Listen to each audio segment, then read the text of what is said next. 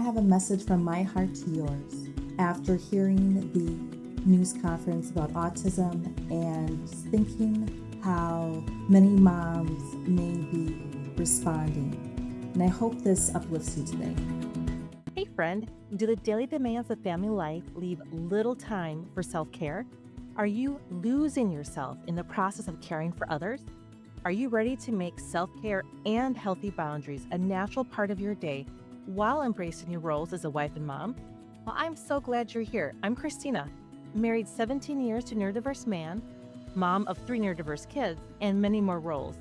Welcome to the Moms in Neurodiverse Families podcast. Get ready to begin your self-care journey. Grab your planner and listen in as we take another small step towards a peaceful, healthier you. Hey, I wanted to have a heart-to-heart talk with you after the national news conference that happened this week regarding the research in autism and connections seen for some people with Tylenol and with vaccines.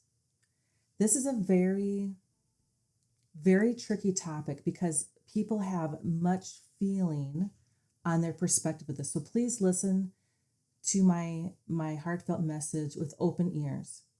My goal is not to point at one specific thing and say, this is what you need to do. My point more so is the concern I have for moms who know their kids are neurodiverse, who specifically have autism, and are feeling regret and blame after hearing this news conference. First, having this information is important for future generations. Is this applicable to everyone who has autism? Likely not. There is so many aspects to the cause of autism. Some of it seems to be in the lineage, if it happens to be hereditary, but there are multiple facets to this that I would not even claim to say this is the one thing or that's the one thing. We, as human beings, we are so complex. So I give freedom that there is possibly multiple reasons why this occurs. And I think of this from a heart of a mom who there is no autism in her extended family. And then some of these situations that were expressed in this news conference happened with her.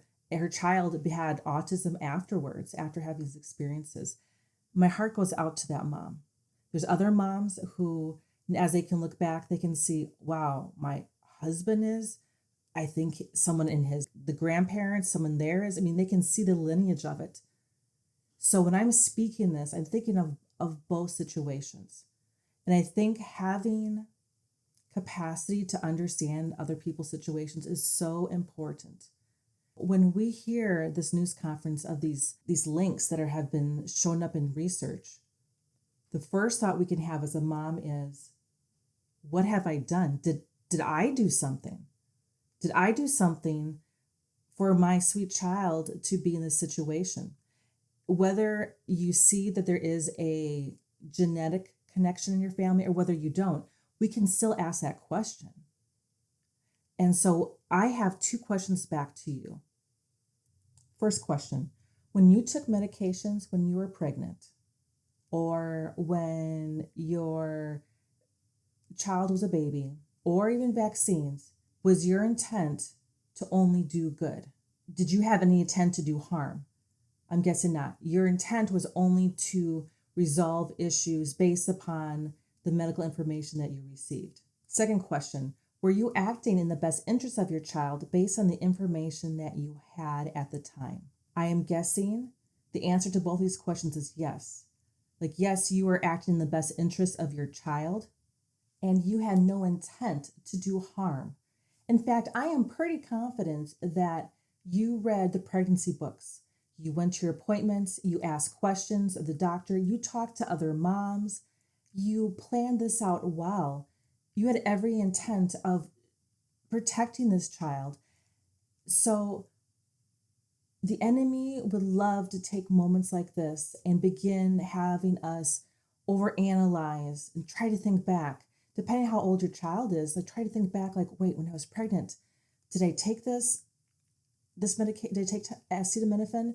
The vaccine that I gave the kids, like how close were they together and when did I give them the specific vaccine, we can begin overanalyzing and thinking like, oh my goodness, what have I done? Some advice I want to pass along to you that my mom had given me a long time ago is my mom shared with me when I was probably about a teenager. Actually, no, even older than that, much older, probably more like in my late 20s, early 30s. She said, I wish the information that's out here now about raising healthy kids, emotionally healthy kids, spiritually healthy kids, physically healthy kids, I wish that was at my fingertips back when I was raising you kids. And I remember her going to the library, looking for books, reading, just trying to understand. She was listening to radio programs. There was no internet for her to research. She did the best that she could. And she would comment, if I would have known about ABC resource, if I would have known the impact of X, Y, and Z, I would have done differently. But her intent when she was doing the reading and seeking out sources was to find the most accurate, best information and to move forward on that. The same thing applies in this situation. When you were pregnant, whether your kid is only 5 years old, 8 years old, maybe they're old, maybe they're out of the house, you were doing the best that you could with the information that you have. And don't let the enemy begin laying a foundation work of blame at your feet. We have no time for that. There is too much we have going on in our lives, ladies. There's too much for us to do that. Now, moving forward, this is what I would encourage you. Be curious. Ask questions. Do your research when it comes to any medicine, to any vaccine.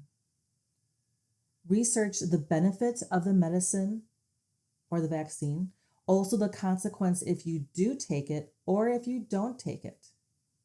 Same thing applies to homeopathic medication. The important thing is that to ask questions, and that's something I feel has been frowned upon often in the past, is asking questions and not taking a provider's input as the absolute truth.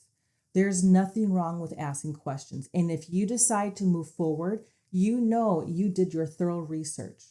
It's good for us to talk to people, but now we need to ask deeper questions and asking what is the best thing for, if your child is still young, what is the best way to move forward?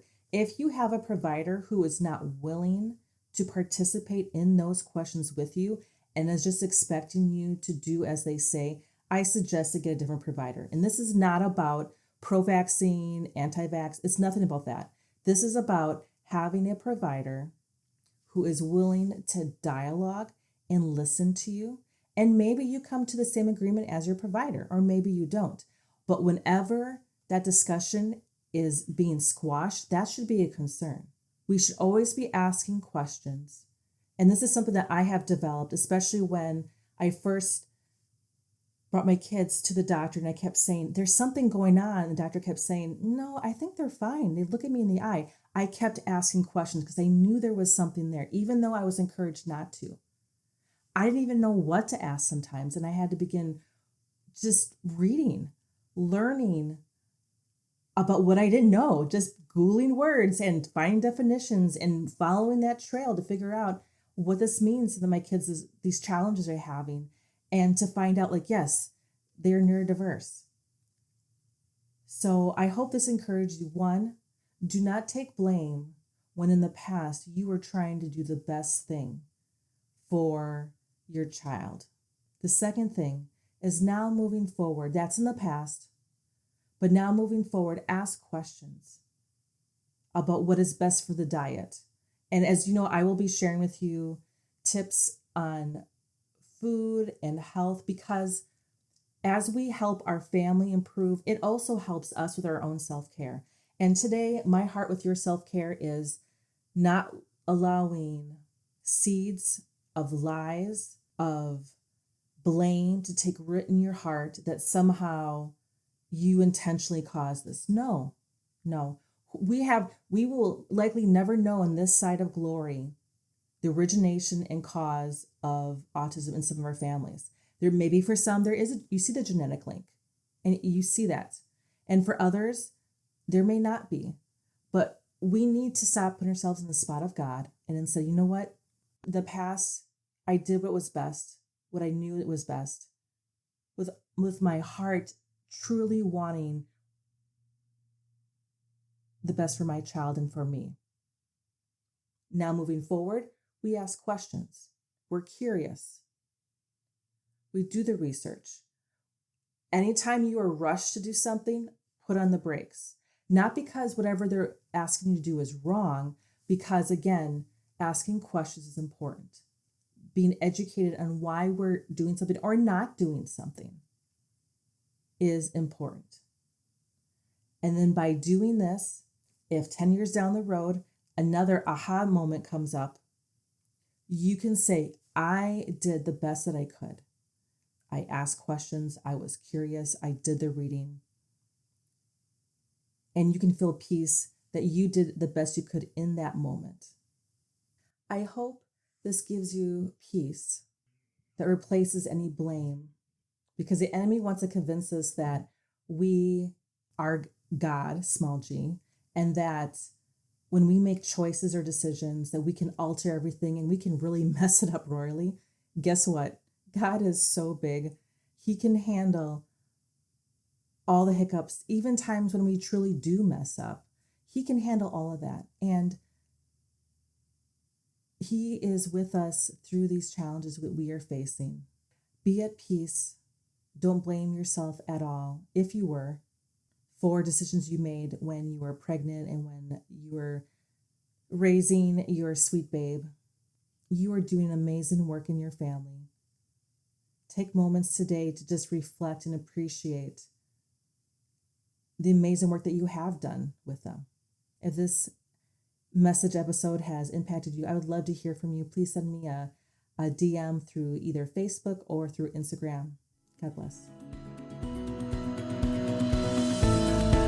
Hey, thank you for joining me today. I pray this episode gave you encouragement to take one small step. If so, please leave a 5-star review on Apple Podcasts to help other women find this show.